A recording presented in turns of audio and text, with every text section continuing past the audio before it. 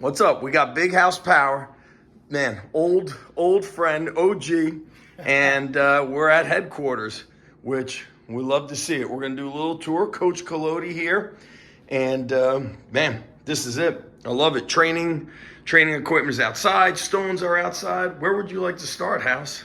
Well, we can start right here. So I've got it's a 2-car garage that we converted into a facility. And I remember when you built it out. It's fully heating and air.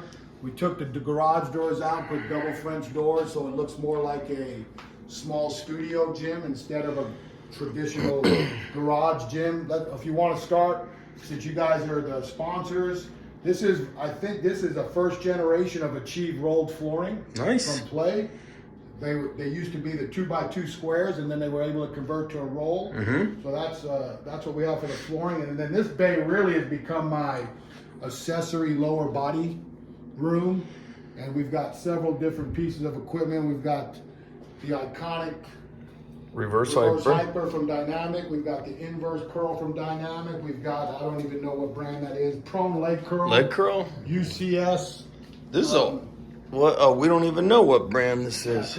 Pro Fitness? Who knows? I think that's the name of the gym. There is, just like down in, the Carolinas, there's some old history of bodybuilding, powerlifting. Oh, yeah. So there were companies that came and went, and who knows, like this is a interesting piece. It's got like the big pipes, you don't see it. Got the Big Daddy chains. Yeah. So I got a UCS reverse glute hand that can be a bodyweight. Yes, these are great. Had these at Rutgers. I love them. This power lift, poor man's glute or the Nordic curl bench was their first prototype. They sent that to me. That's why it's red. They sent that to me when I was in Louisville. Oh, it's a beauty. This one here is a cool piece. A lot of people won't remember it, but Chip Kell started designing pieces in the late to mid 90s, and I found this standing leg curl and got it for a great price. But you can even look, it says property number, University of Alabama. So somewhere down the road, this piece was from the University of Alabama. We had a Chip Kell leg press when I was at Boise State. Very well made. What is this? A close grip pull-up bar? That's a Titan adapter for your landmine rows. It's huge. Yeah, then it's a fat grip, and then those are my 18-inch for deadlifting.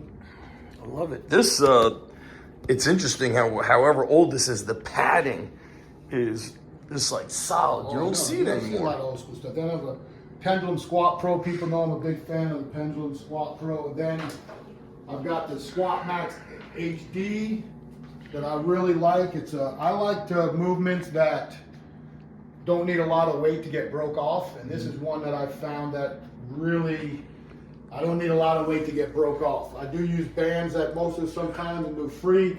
I'm not a big fan of like Hatfield squats or doing belt squats where people use their hands. So how come? Because I sometimes cycle it in. Because I don't care what anyone says. You're going to use your upper body. It makes it easier. I could go heavier, no doubt. So for me, what I do is, because I do need some counterbalance, a lot of times I'll take this dumbbell here. I'll just do a goblet squat. What is that? So I'll do a load. That's just iron grip, baby? No, man, I don't know what it is, bro.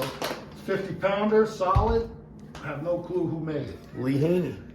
Lee Haney was where? Georgia. So, and then all my bumpers. I did a lot of work when I was at Big House Power at Prolific Park where Intech and Jason Boogard, they did a nice job. We love Jason. Started out.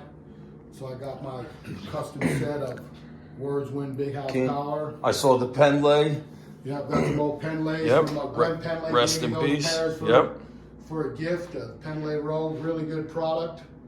Got my wagon wheels that Mark Bell gifted me, and then my Rogue, my big Rogue 70s that have become real popular in the strongman space. Oh yeah.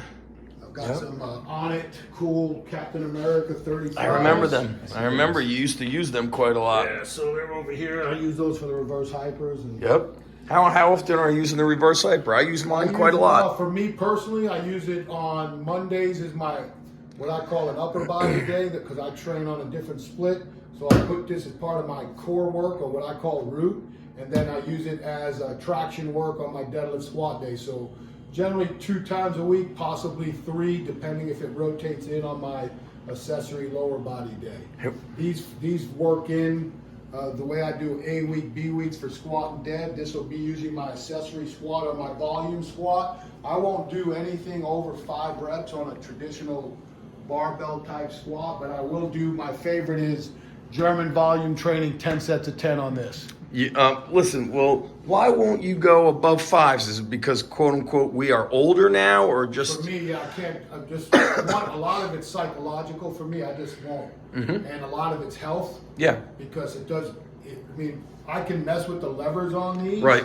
A little bit more stress on my knees. If you could go back to when you were younger and even, early college coaching years, would you keep the barbell lifts in that 3 to 5 range or 1 to 5? Or I'll probably go. I might push to 8, but yes. What I found, especially the more and more I looked at the wear and tear of the sport itself, I feel like I would have invested more time in accessory work with high volume, because I did.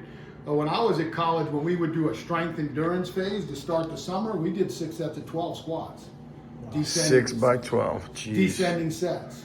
So we were doing high volume traditional linear periodization work, where now I feel like, man, that probably was, for the time, that's what it was. That's what you did.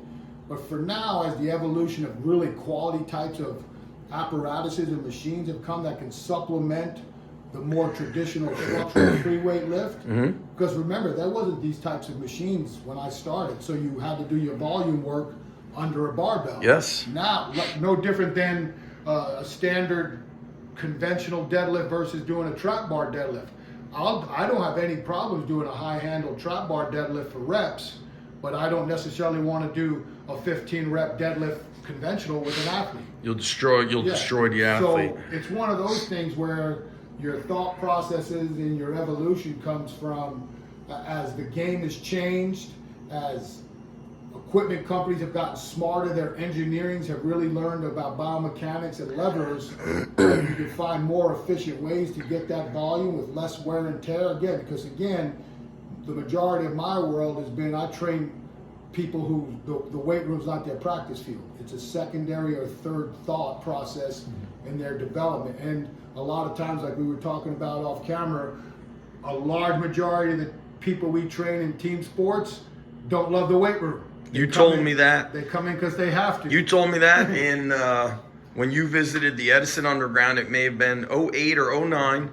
And I remember we went to the diner and you were talking about that they don't love the weight room. I was like, really? Yeah. They don't love the weight room? You're like, yeah, man, listen, some of these college players are dads, and they're coming in and they're worried about football and they're worried about, baby's mama's mad at me. And I was like, they don't love to lift. It was the first time I heard it 15 years ago from you. So, and that's our job, is to at least prepare them and educate them enough to know why there's value in it. And for certain positions, it's an easier sell, so to speak, than other positions and other sports. And that's where I think a good programmer and a good coach realizes that, there's certain exercises that are not necessarily needed for sports that don't have as much combativeness and violence in it. Again, does a tennis player need to be as powerful as a football player? In some ways, yes. In some ways, no. But that doesn't mean I need to clean a tennis player, because I think that's the way to build power. I can do a whole lot of different cool things with a tennis player that's less stressful and has a little bit more concept that you can make it more relatable to what they do, rather than getting under a bar. Plus, I'm never going to have an athlete that's hands and wrists is so important, catch it clean. Especially when I know they have no want to do it.